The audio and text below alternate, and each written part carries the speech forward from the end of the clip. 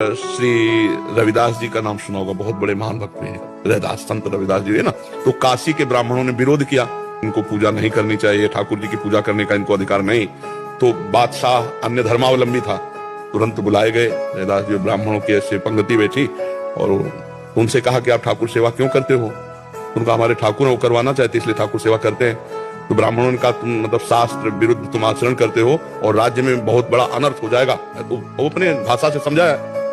तो उन्होंने कहा हमारे ठाकुर जी जब चाहते हैं तो हम ठाकुर सेवा करते हैं, अगर वो मना कर दें तो मैं कभी सेवा न करूं। बोले अब उनकी नजर में तो विग्रह हैं, तो ठाकुर जी कैसे। तो बोले तुम्हारी बात समझ में कैसे आएगी कि तुम्हारे लिए ठाकुर जी राजी है सेवा के लिए। बोले वहां दूर सिंहासन रख दो और तुम मंत्रों से बुलाओ और हम ऐसे बुलाएंगे, अगर हमारी गोद में आ जाए तो जान लेना ठाकुर जी सेवा। तो जो ठाकुर रविदास जी के थे वो सिंहासन में से दूर रखे गए। उन्होंने शुरू किया मंत्र, कुछ नहीं, और भाव में भरकर कहा प्रभु जी ही ऐसे कहा तो सिंहासन ऐसे जैसे उड़ के आए ना, छाती से लग कर तुम अन्यथा कर तुम भगवान।